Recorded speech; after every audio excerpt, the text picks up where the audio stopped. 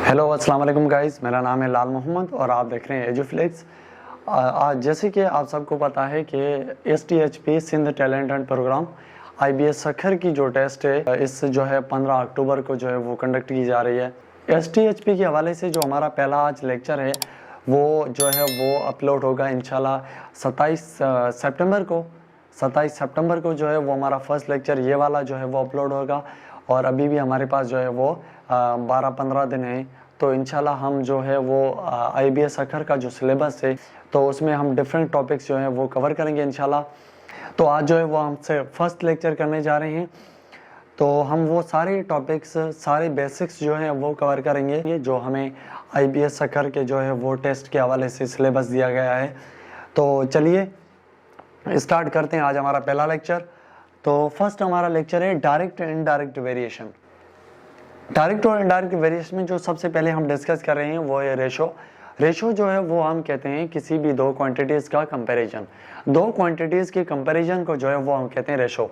For example हम कोई काम कर रहे हैं तो फॉर सपोज हम रेशो लें वर्कर और जो है वो काम का, तो अब काम जो है वो बढ़ेगा या कम होगा। जो है वो अगर वर्कर जो है वो बढ़ेंगे या कम होंगे तो उस हवाले से जो है वो काम का टाइम पीरियड बढ़ेगा या कम होगा। अब दो चीज़ों का या दो क्वांटिटीज़ का जो कंपैरिजन है तो उसे हम कहते हैं रेशो। फॉर एग्जांपल इसको जो है वो डिनोट किया जाता है ऐसे A/B। इस तरीके से जो है हम रेशो को रिप्रेजेंट करते हैं।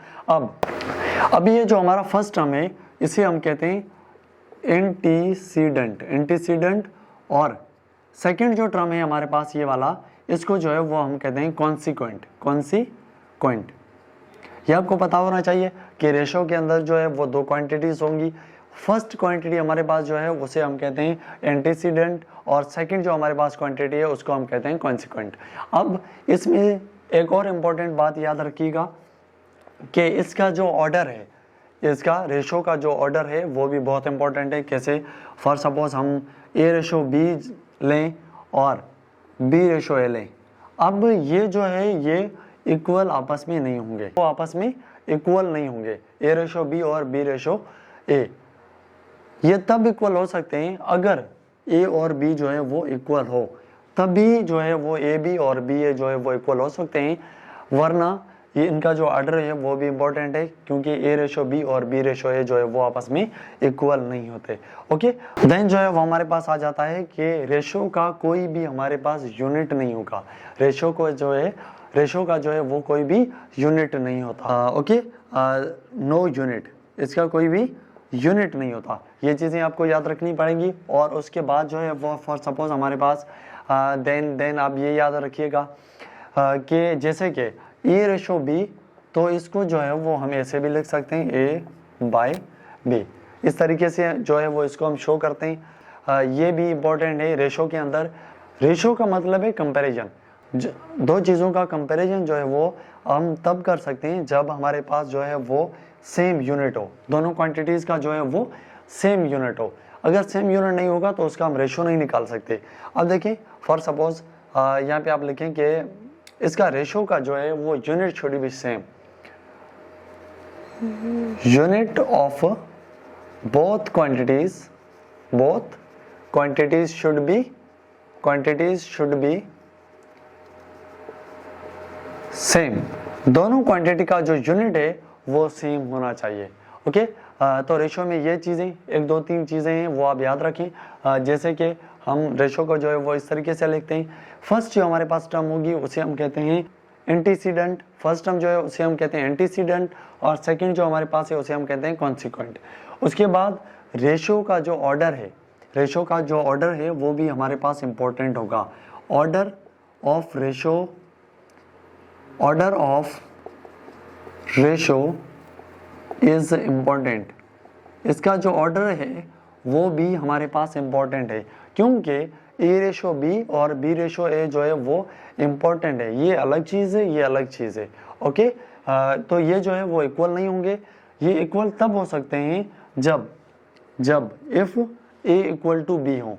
ये जो है वो इक्वल हो सकते हैं जब हमारे पास A और B जो है वो दोनों रेशोज सेम हो, तभी इसको जो है वो हम कह सकते हैं कि ये जो है वो इक्वल है। देन आ जाता है कि इसका यूनिट नहीं होता, रेशो का जो है वो कोई भी यूनिट नहीं होता। और इसकी इंपॉर्टेंट पॉइंट ये भी है कि जब भी रेशो या कंपैरिजन हम दो चीज़ों का तब कर सकते हैं जब हमारे पास बोथ क्वांटिटीज, दोनों जो क्वांटिटीज हैं उनका जो है वो यूनिट सेम होना चाहिए। ओके, आप इसको नोट कर लें।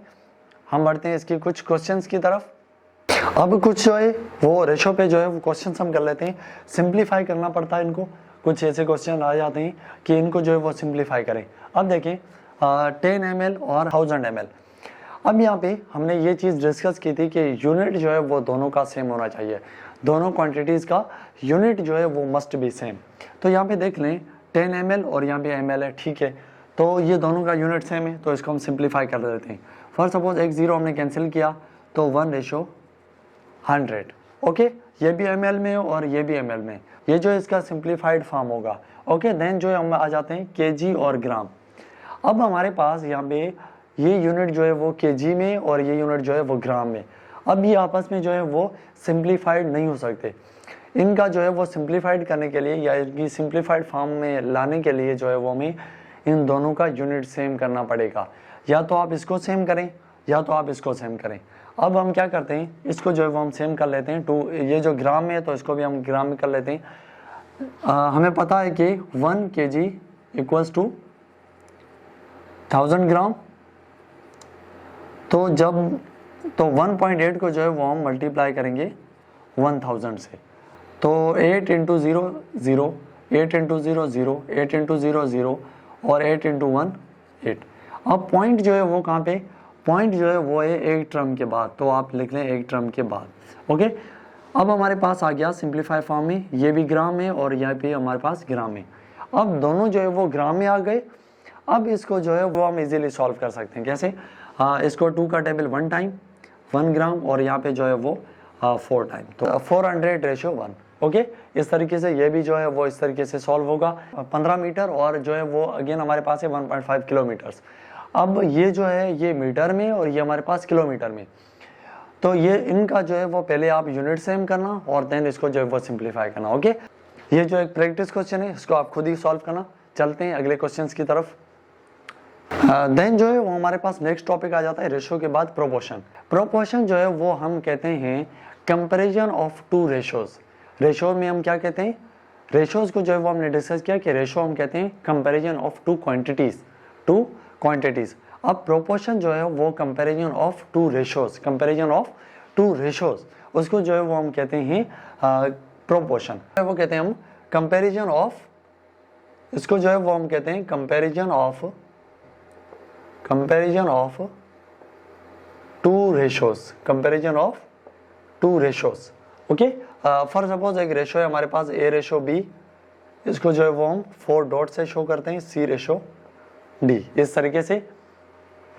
अब इसमें इसको जो है वो हम इस तरीके से लिख सकते हैं और इसको जो है वो हम इस तरीके से लिख सकते हैं A:B इक्वल्स टू C:D, क्योंकि ये दो रेशोज हैं, रेशो 1 और रेशो 2, ये आपस में जो है वो कंपैरिजन है। कंपैरिजन में जो है तो इसको ये आपस में जो है वो इक्वल हैं या कंपैरिजन में, तो इसको जो है वो हम कहते हैं ये आपस में प्रोपोर्शन में। ओके, देन जो है वो इसकी जो है वो 2 पॉइंटें आप याद रखिएगा। इन दो बाहर वाले जो टर्म्स हैं, बाहर वाले, इनको जो है वो हम कहते हैं एक्सट्रीम। इन टर्म्स को क्या कहते हैं, एक्सट्रीम।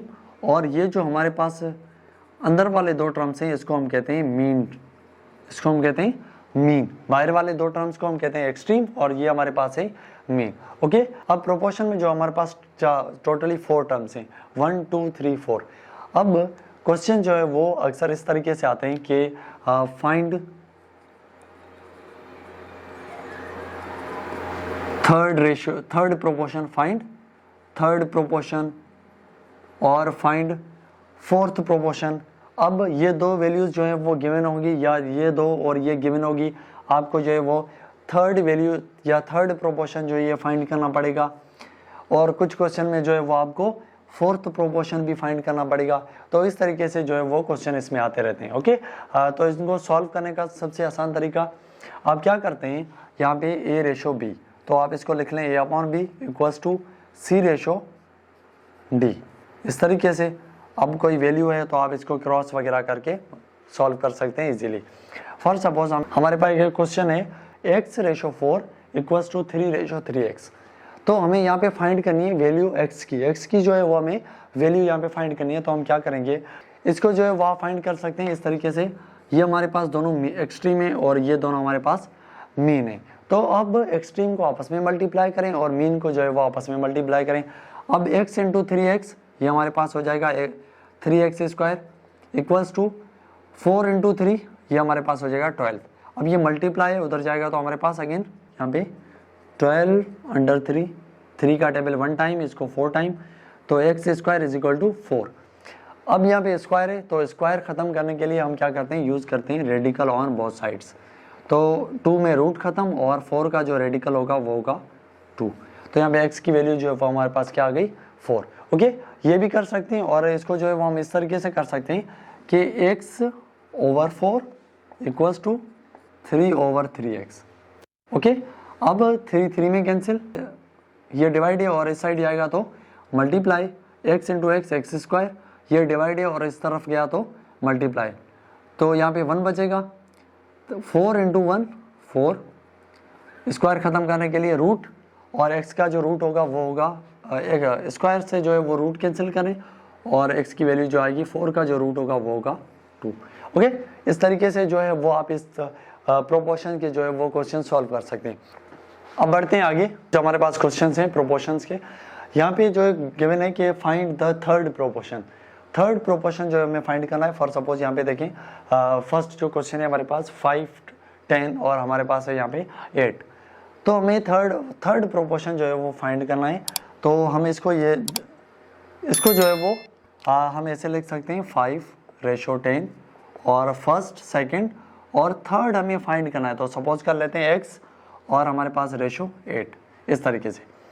अब x की जो है वो वैल्यू फाइंड करनी है तो हम क्या करेंगे, एक्सट्रीम को आपस में मल्टीप्लाई कर लें, मीन को जो है वो आपस में मल्टीप्लाई कर लें। अब 5 8 हमारे पास होगा 40 और 10x 10 मल्टीप्लाई और इस साइड आएगा तो 10 जो है वो मल्टीप्लाई, इस साइड आएगा तो डिवाइड में 10 का टेबल 1 टाइम और यहाँ पे 4 टाइम, तो x की जो वैल्यू आएगी वो आएगी हमारे पास 4 इस तरीके से। ओके, फिर जो है एक और क्वेश्चन है हमारे पास, यहाँ पे देखें इसका जो है वो हमें थर्ड प्रोपोर्शन फाइंड करना है। थर्ड प्रोपोर्शन फर्स्ट, सेकंड और फोर्थ गिवन है, थर्ड प्रोपोर्शन हमें फाइंड करना है। तो आप इसको लिख लें x + y होल स्क्वायर और ratio x³ + y³ equals to जो है वो, अब थर्ड रेशो हमें फाइंड करना है तो उसको जो है वो हम अज्यूम कर लेते हैं a रेशो x + y। तो अब देखिए ये जो है आपस में रेशो है, ये आपस में, तो आप इसको डिवाइड की फॉर्म में लिख लेंगे x + y whole square divided by x³ + y³ और a divided by x + y। Okay, यहाँ पे जो है वो हम फार्मूला यूज करें a + b होल स्क्वायर का, a + b होल स्क्वायर वाला फार्मूला यूज करें तो ये हमारे पास हो जाएगा x² + 2xy + y²। और यहाँ पे जो है वो a³ + b³ वाला फार्मूला यूज करें।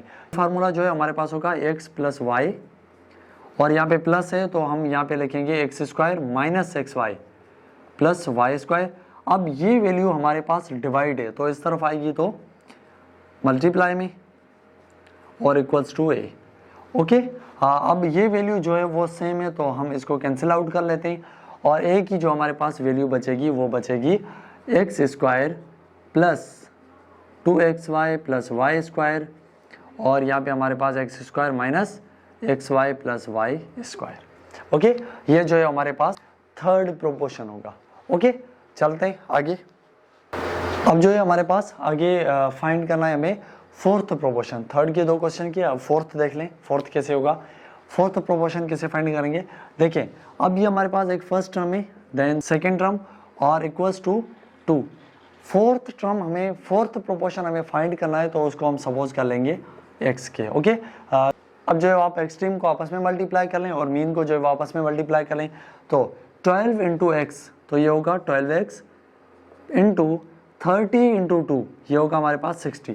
तो 12 हमारे पास यहाँ पे मल्टीप्लाई और इस तरफ जाएगा तो डिवाइड में। ओके, तो 12 का टेबल जो है वो 60 को लगेगा 5 टाइम। ओके, 1 12 12 और 5 12 60 ओके, इस तरीके से ये भी क्वेश्चन करें। देखिए ये हमारे पास A cube plus B cube और सेकंड टर्म जो है वो हमारे पास है A square minus B square और थर्ड टर्म जो है वो हमारे पास गिवन है A square minus A B plus plus plus plus B square और लास्ट टर्म जो है वो फोर्थ टर्म जो है वो हमें फाइंड करनी है, तो हम यहाँ पे लिखेंगे एक्स। ओके, अब मीन को जो है एक्सट्रीम को आपस में मल्टीप्लाई कर लें, मीन को आपस में मल्टीप्लाई कर लें, या आप इसको डिवाइड की फॉर्म में लिखें। इसको जो है वो मैं लिखता हूँ A cube plus B cube over A square minus B square और इसको जो है वो लिखता हूँ A square minus A B plus B square over X. अब जो है वो आगे हमें x की वैल्यू चाहिए, तो x यहाँ पे डिवाइड है, इस तरफ आएगा तो मल्टीप्लाई में, और यहाँ पे बचेगा हमारे पास A square minus A B plus B square. ये वैल्यू मल्टीप्लाई में तो यहाँ पे जाएगी डिवाइड में A cube plus B cube, और ये जो वैल्यू है ये डिवाइड में और यहाँ पे जाएगी तो मल्टीप्लाई में। अब ये जो है हमारे पास क्यूब है, तो इसको आप सिंप्लीफाई कर लें, इसको भी सिंप्लीफाई कर लें। तो देखें इसको हम यहाँ पे फार्मूला यूज़ करते हैं A B plus B square, और यहाँ पे A cube plus B cube वाला फार्मूला ए प्लस बी, और आप लिखेंगे प्लस है तो यहाँ पे A square minus A B plus B square, और जो है वो यहाँ पे हमारे पास आ जाएगा ए स्क्वायर माइनस बी स्क्वायर का जो फार्मूला होगा वो हम यूज़ करेंगे, तो वो हमारे पास आएगा A plus B and A minus B, इस तरीके से। ओके, अब ये वैल्यू जो है वो सेम है, तो ये आपस में जो है वो कैंसिल आउट होंगी, ए प्लस बी और यहाँ पे ए प्लस बी ये आपस में कैंसिल आउट होगी, तो x की जो रिमेनिंग वैल्यू बचेगी वो बचेगी x is equal to a minus b. Okay, इस तरीके से जो है वो क्वेश्चंस आते रहते हैं प्रोपोर्शन के ऊपर, थर्ड प्रोपोर्शन हो चाहे फोर्थ प्रोपोर्शन हो, तो आगे जो है वो हम इसको कंटिन्यू करते हैं। देन जो है वो प्रोपोर्शन के टॉपिक में हमारे पास आगे आ जाता है कंटिन्यूड प्रोपोर्शन, और हमारे पास आ जाता है मीन प्रोपोर्शन। इसके जो है वो कुछ सवाल आते हैं। फॉर एग्जांपल कैसे, यहाँ पे हम सपोज करें हमारे पास कंटिन्यूड प्रोडक्ट है, यहाँ पे टोटली जो है वो हमारे पास 3 क्वांटिटीज़ हैं, 3 जो है वो क्वांटिटीज़ हैं।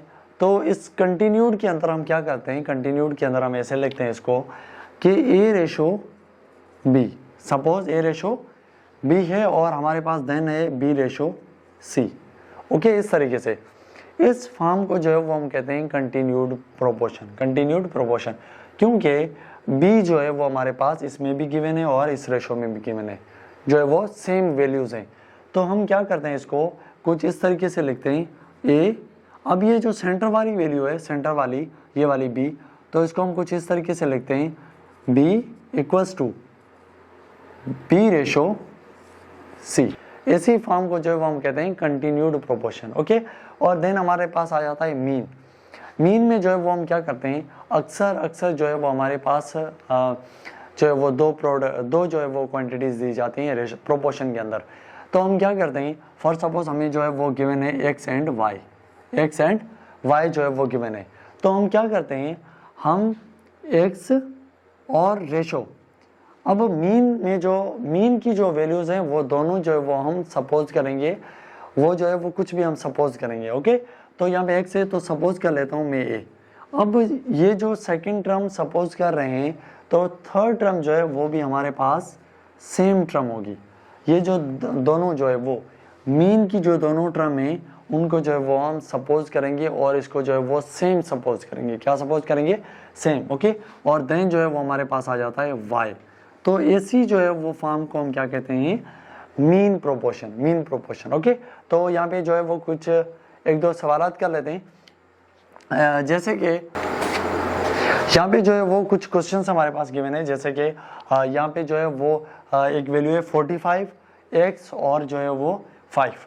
तो इसमें जो है वो हमें कंटिन्यूड प्रोपोर्शन फाइंड करना है। तो क्या कैसे करेंगे, देखिए यहाँ पे सेंटर वाली टर्म, मैंने आपको कहा था सेंटर वाली टर्म को जो है वो उसको हम जो है वो अज्यूम करेंगे यहाँ पे भी, और इसको इक्वल्स टू सेंटर में x है तो x और यहाँ पे भी x। ओके, इस तरीके से।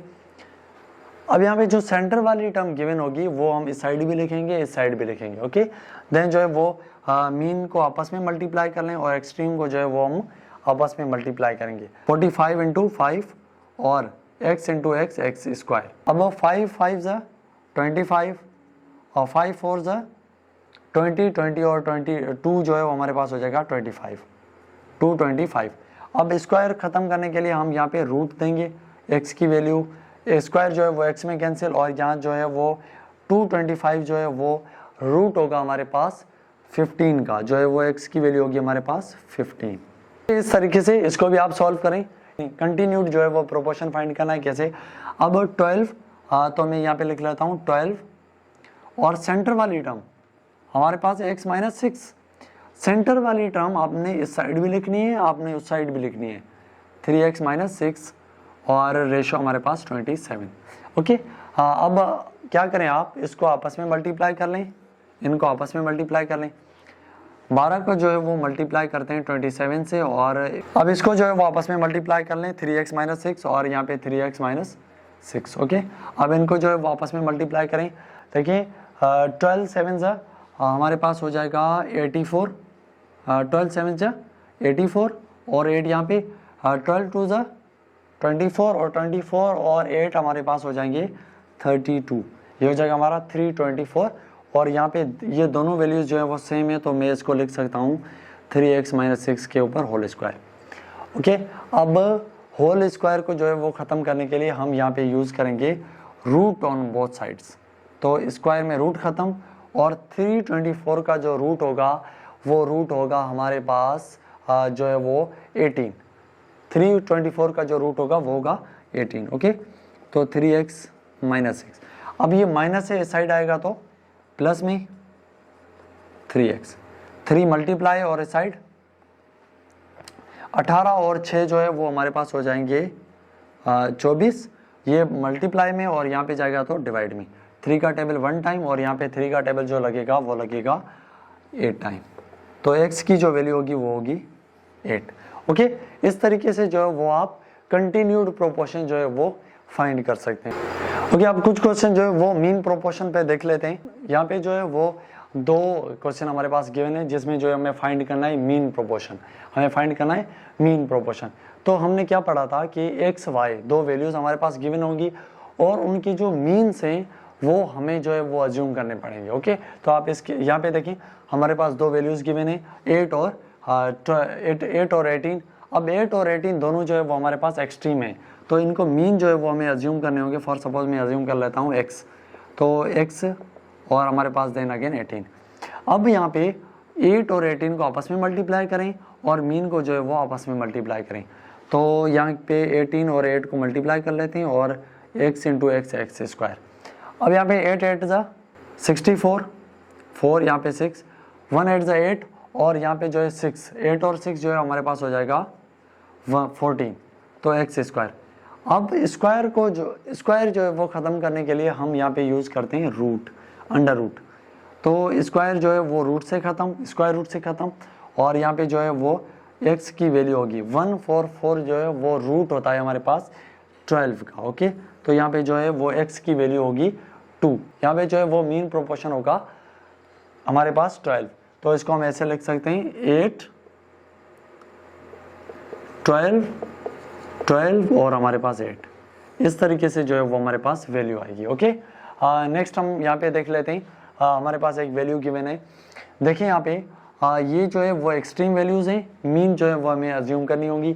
तो हम क्या करते हैं, इसको a माइनस बी क्यूब और यहाँ पे मैं अज्यूम कर लेता हूँ x और देन में जो है वहाँ पे x को देन अगेन हमें लिखना है सेम और a minus b a square plus A B plus B square. Okay, अब इनको जो है वो आप आपस में मल्टीप्लाई करें, इनको आपस में करें x into X X square, इनको आपस में करें A cube minus B cube और इनको मल्टीप्लाई कर लें ए माइनस बी और A square plus A B plus B square से। ओके, अब यहाँ पे अगेन फार्मूला यूज़ होगा A cube minus B cube वाला। तो आप यहाँ पे X square is equal to A cube, minus है तो ए माइनस बी और माइनस है तो यहाँ पे हम लिखेंगे ए स्क्वायर माइनस प्लस लिखेंगे, माइनस है तो यहाँ पे प्लस और बी स्क्वायर। ओके, और मल्टीप्लाई कर लेते हैं हम ए माइनस बी और A square plus A B plus B square इस तरीके से। ओके, अब जो है हमारे पास यहाँ पे ये वैल्यूज़ जो है वो सेम है तो ये कैंसिल आउट होंगी और एक्स स्क्वायर की जो वैल्यू होगी वो होगी हमारे पास, और अगेन यहाँ पे हमारे पास सेम a माइनस बी, तो ये आपस में मल्टीप्लाई होंगे a माइनस बी और a माइनस बी, तो हम लिख सकते हैं a minus b whole square. Okay, अब स्क्वायर्स को ख़त्म करने के लिए जो हम वो अंडर रूट लेंगे बोथ साइड्स, ये स्क्वायर अंडर रूट में ख़त्म, ये ख़त्म, तो x की वैल्यू हमारे पास आएगी a माइनस बी। ओके, इस तरीके से जो है वो आप मीन प्रोपोर्शन के क्वेश्चन भी सॉल्व कर सकते हैं। बढ़ते हैं नेक्स्ट टॉपिक की तरफ। प्रोपोर्शन के बाद जो है वो हमारे पास टॉपिक आ जाता है वेरिएशन का। वेरिएशन भी बहुत इंपॉर्टेंट है हमारे पास टेस्ट के हवाले से। वेरिएशंस में जो है वो हम डिफरेंट क्वेश्चन करेंगे। वेरिएशन हम कहते हैं कि जब एक क्वांटिटी के अंदर जो है वो कुछ चेंज हो तो अल्टीमेटली दूसरी क्वांटिटी में जो है वो चेंज हो, तो उसे हम कहते हैं वेरिएशन। एक क्वांटिटी में जो है वो चेंज हो तो दूसरी क्वांटिटी में भी चेंज हो, तो उसे हम क्या कहते हैं, उसे हम कहते हैं वेरिएशन। ओके, जैसे कि फॉर सपोज आप स्टडी करें अब टेस्ट के हवाले से, तो आप ज़्यादा मेहनत करें तो अल्टीमेटली आपकी जो है वो मार्क्स अच्छे आएंगे, तो दोनों चीज़ें जो है वो एक दूसरे से रिलेटेड है, तो ऐसे जो है वो उसे हम कहते हैं वेरिएशन। ओके, जैसे आप मेहनत ज़्यादा कर रहे हैं तो आपकी मार्क्स भी ज़्यादा आएंगी, टेस्ट की तैयारी अच्छी कर रहे हैं तो आपकी मार्क्स जो है वो ज़्यादा आएंगी, तो ऐसे ही तो इसको जो है वो हम कहते हैं वेरिएशन, जब दो क्वांटिटीज़ जो है वो आपस में एक दूसरे के ऊपर जो है वो डिपेंडेंट हो।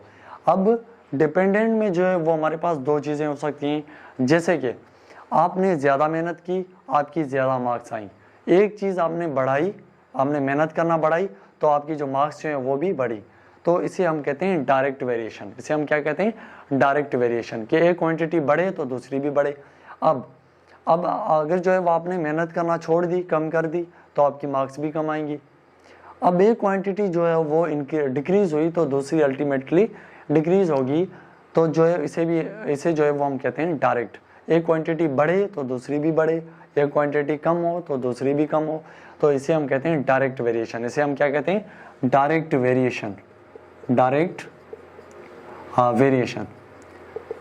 और हमारे पास देन जो है वो आ जाता है कि एक क्वांटिटी जो है वो बढ़े तो दूसरी जो है वो कम हो, और अगर एक क्वांटिटी कम हो तो दूसरी क्वांटिटी जो है वो बढ़े, तो ऐसी क्वांटिटी को हम कहते हैं इनडायरेक्ट वेरिएशन। ऐसी क्वांटिटी को हम क्या कहते हैं, इनडायरेक्ट वेरिएशन। ओके, तो फॉर एग्जांपल जो है वो हम फॉर सपोज ले लेते हैं सप्लाई और डिमांड। अब किसी चीज़ की जो है वो डिमांड बढ़ेगी, किसी चीज़ की जो है वो सप्लाई ज़्यादा होगी तो उसकी डिमांड जो है वो कम होगी। सप्लाई जो है वो बढ़ी तो उसकी डिमांड जो है वो कम हुई। अब किसी चीज़ की जो है वो सप्लाई कम होगी तो उसकी जो है वो डिमांड बढ़ेगी, तो इसे जो है वो हम कहते हैं इनडायरेक्ट वेरिएशन। इसे हम क्या कहते हैं, इनडायरेक्ट वेरिएशन। तो जो है वो इसमें कुछ क्वेश्चंस कर लेते हैं इंपॉर्टेंट, जो हमारे पास सिलेबस गिवन है उसके हवाले से। डायरेक्ट वेरिएशन जो है हम कहेंगे डायरेक्ट वेरिएशन, तो इसमें क्या होगा हमारे पास डायरेक्ट,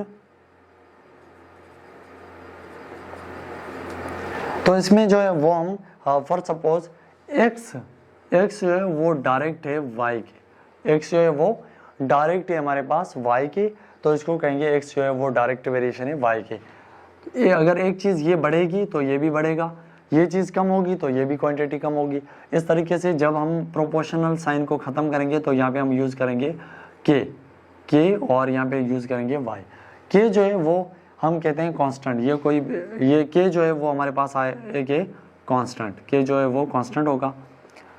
अब इस तरीके से जब हम इन्वर्स में लिखते हैं इसको या इनडायरेक्ट या इन्वर्स, तो x जो है वो इन्वर्स होगा y के, x जो है वो इन्वर्स है y के, तो इसको हम इस तरीके से लिखते हैं। अब जब प्रोपोर्शनल साइन ख़त्म करेंगे तो यहाँ पे हमारे पास आ जाएगा k 1/y, इस तरीके से। ओके, इस तरीके से जो है वो रिप्रेजेंट किया जाता है।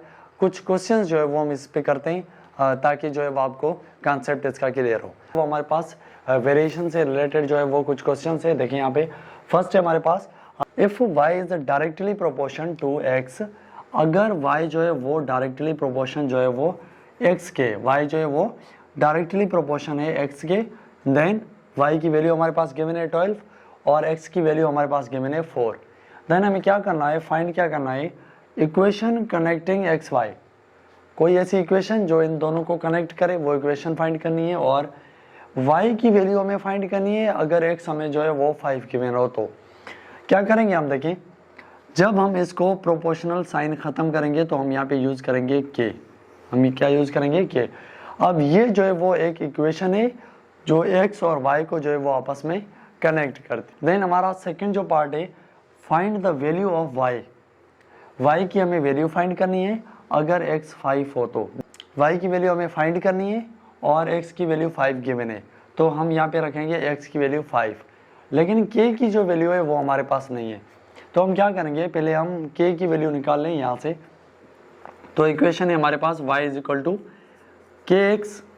यहाँ पे देखें y की वैल्यू हमारे पास है 12 और kx की वैल्यू है हमारे पास 4 हमारे पास मल्टीप्लाई और यहाँ पे आएगा तो डिवाइड का टेबल 1 और 12 को 3 टाइम, तो k की जो वैल्यू आ गई वो आ गई हमारे पास 3। ओके, अब यहाँ पे हम y की वैल्यू निकाल सकते हैं क्योंकि k की वैल्यू हमारे पास आ गई है। तो y is equal to k की वैल्यू हमारे पास है 3 और x की जो वैल्यू है वो हमारे पास है अगेन 5। तो y की जो वैल्यू होगी वो होगी 3 5 ज़ा 15। y की जो वैल्यू है वो हमारे पास आ गई 15। ये जो है एक सिंपल क्वेश्चन है, इस तरीके के क्वेश्चन आ सकते हैं। और नेक्स्ट जो हमारे पास क्वेश्चन है, एक और सिंपल क्वेश्चन, बहुत आसान। यहाँ पे देखिए, find the cost of 10 kg of tea leaves. Tea leaves की जो है वो 10 kg की हमें वैल्यू फाइंड करनी है। अगर यहाँ पे 3 kg की जो वैल्यू होगी वो होगी $18। यहाँ पे देखिए 3 kg की जो प्राइस है वो है $18, तो हमें 10 kg ऑफ टी लीव्स की जो है वो वैल्यू चाहिए। तो हम क्या करेंगे, यहाँ पे लिखें 3 kg if 3 kg of tea leaves, इसकी प्राइस जो है वो है हमारे पास $18। तो 1 kg की जो है वो होगी हमारे पास 18 डिवाइडेड बाय 3, तो 3 1 3 6। तो 1 kg की जो प्राइस है वो होगी हमारे पास $6। कितनी होगी, $6। तो हमें फाइंड करनी है 10 kg की वैल्यू, 10 kg की वैल्यू। तो 10 kg is equal to 10 into 6। तो 10 kg ऑफ टी लीव्स की जो है हमारे पास प्राइस आ जाएगी $60। इस तरीके से जो है वो सिंपल क्वेश्चन जो है वो हमारे पास आ सकते हैं। ये हमारे पास बेसिक लेवल के जो है वो क्वेश्चन है। अब हम कुछ जो है वो इंटरमीडिएट लेवल के जो है वो क्वेश्चंस भी देख लेते हैं। तो जो है हमारे पास नेक्स्ट एक क्वेश्चन है इंटरमीडिएट लेवल का। तो यहाँ पे देखिए, अगर फॉर सपोज हमारे पास यहाँ पे अगेन गिवन है y is inversely proportion, y is inversely proportion r square plus 1। y जो है वो हमारे पास यहाँ पे inversely proportion r square plus 1, और हमारे पास यहाँ पे अगेन वैल्यू गिवन है y इक्वल्स टू 32 और r इज इक्वल टू 1। तो हमें फाइंड करनी है, find the value of x when r is equal to 7।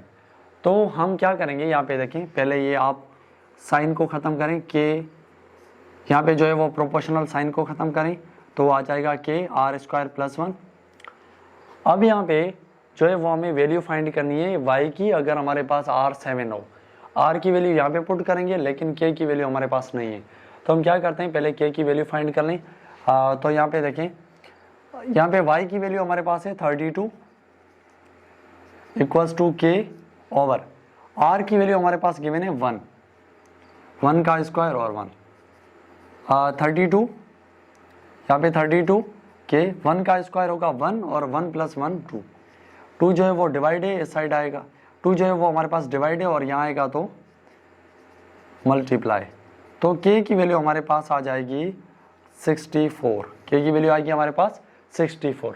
अब k की वैल्यू हमारे पास है तो हम y की वैल्यू फाइंड कर सकते हैं जब r हमारे पास 7 हो। तो यहाँ पे देखें y is equal to k over r square plus 1।